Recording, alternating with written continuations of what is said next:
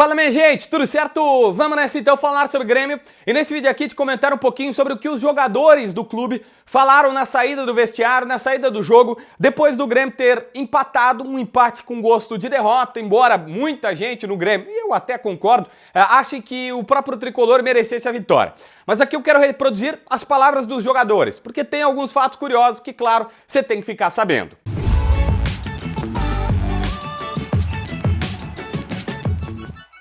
Gente, primeira questão, o Gemerson foi questionado sobre a arbitragem e ele seguiu uma recomendação. A recomendação era que os jogadores do Grêmio não falassem. E aí o Gemerson disse, cara, olha só, como jogador eu prefiro não me manifestar, deixa isso para a diretoria porque eu posso mais me prejudicar. Isso é uma coisa que é importante colocar, porque vários torcedores, às vezes sabem, às vezes não sabem, enfim, mas vou só pontuar aqui. Árbitro de futebol em geral, eu não conheço nenhum que seja mal intencionado, que queira roubar, que tenha ganhar dinheiro. Óbvio que deve existir, porque tem jornalista bom, jornalista ruim, tem médico bom, tem médico ruim, tem árbitro também. Então, assim, é meio óbvio. Mas é uma coisa que sempre existe. Se o cara reclama publicamente, se o cara queima o árbitro publicamente, o árbitro marca na paleta. E é por isso que o Gemerson, por exemplo, não quis falar. Porque ele sabe que como zagueiro, se ele reclama publicamente, se ele faz... Cara, aí o árbitro marca na paleta, qualquer coisinha que faz já dá um cartãozinho amarelo, sabe? Não tem nenhuma paciência e tal. E o Gemerson se preservou. Mas, por exemplo, o Natan Pescador falou abertamente sobre a arbitragem e reclamou. E o Duqueiroz foi muito curioso. Porque o repórter pergunta pra ele, Du, tu é formado na base do Corinthians, tu jogou aqui. Tu sente que, jogando com a camisa do Corinthians, tu sentia que, pô, na dúvida era pró-Corinthians, na dúvida era pró o time da casa e tal, como é que é? E aí ele disse, olha, eu não quero falar sobre isso, não quero comentar sobre a arbitragem, vou fugir e tal. Porque ele não vai se queimar, um cara criado na base lá e tudo mais. Mas, por exemplo, o Natan Pescador falou. E ele reclamou, inclusive, do impedimento do gol dele. Ele disse assim, pô, o meu impedimento e tal, como quem diz, não estava impedido, a linha foi traçada errado, alguma coisa assim. Reclamou que o árbitro claramente prejudicou o Grêmio em outros lances, não só do pênalti, que esse é muito hors concurso, mas ele disse várias vezes os jogadores do Grêmio chegavam perto dos caras do Corinthians para pressionar, para tirar espaço, para tentar roubar uma bola, e só de chegar perto o juiz já estava marcando falta. E que isso ele viu, ele disse, pô, antes de chegar, os caras já estavam marcando falta pro Corinthians. O Natan Pescador rasgou a cartilha, foi lá e criticou, assim como aconteceu com o Marquezinho.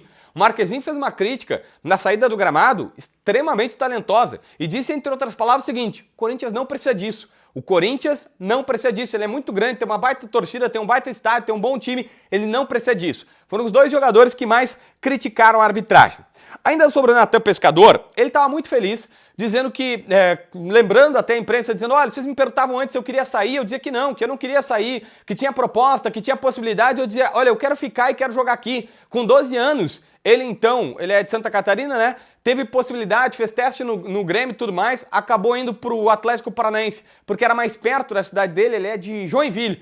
E aí ele disse, poxa, mas quando eu vim pra cá, eu disse, pô, a minha história começou lá com 12 anos no Grêmio, eu queria ficar. E ele acha que tá dando conta do recado, que o Renato viu ele tá fazendo essa função de troca de quem é o atacante com o Cristaldo, às vezes o Cristaldo é o falso 9, às vezes é ele cai mais pro lado e tudo mais, e acha que o Renato, ele até disse, foi o Renato que pediu a minha contratação, foi o Renato que confiou em mim, então assim, ele acha que ele tá retribuindo esta confiança do treinador.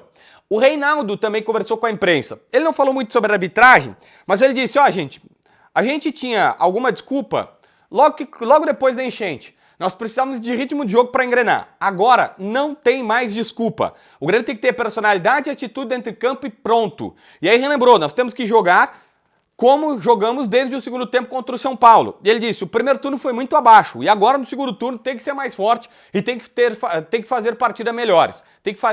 Eles têm que fazer partidas melhores, disse o Reinaldo. Então, basicamente, o Reinaldo foi categórico, dizendo, não tem desculpa. Lá atrás era enchente, tá bom, paramos um tempo, um mês sem jogar, aí teve a questão do ritmo de jogo, os outros times estão mais jogados, agora não. Agora o Grêmio não tem mais essa questão, não precisa passar mais por isso. O último jogador que eu quero destacar aqui é o Arezzo. Matias Arezzo, de novo, entrou, jogou alguns minutos e tudo mais. Ele é meio tímido, tá? Ou pelo menos fala pra dentro. Ele até se expressa bem. Mas confirmou que tá indo pouco a pouco, porque chegou numa liga nova, que tá trabalhando com os minutos que o Renato dá pra ele, não quis reclamar e disse que sabe que é um período de adaptação, por justamente estar numa liga completamente nova, para entender quais são os movimentos aqui. mas que obviamente vai fazer o melhor possível. Eu insisto, ele fala um pouquinho para dentro, assim, um pouco mais difícil de entender, nada absurdo também, mas dá para compreender o espanhol do Matias Arezzo, centroavante, que começou bem lá em Caxias, agora contra o Corinthians não conseguiu fazer muita coisa, mas todo mundo sabe que tem possibilidade, tem futuro aí. Se inscreve no canal, assina a notificação, deixa teu like, comenta aqui embaixo para ver mais vídeos.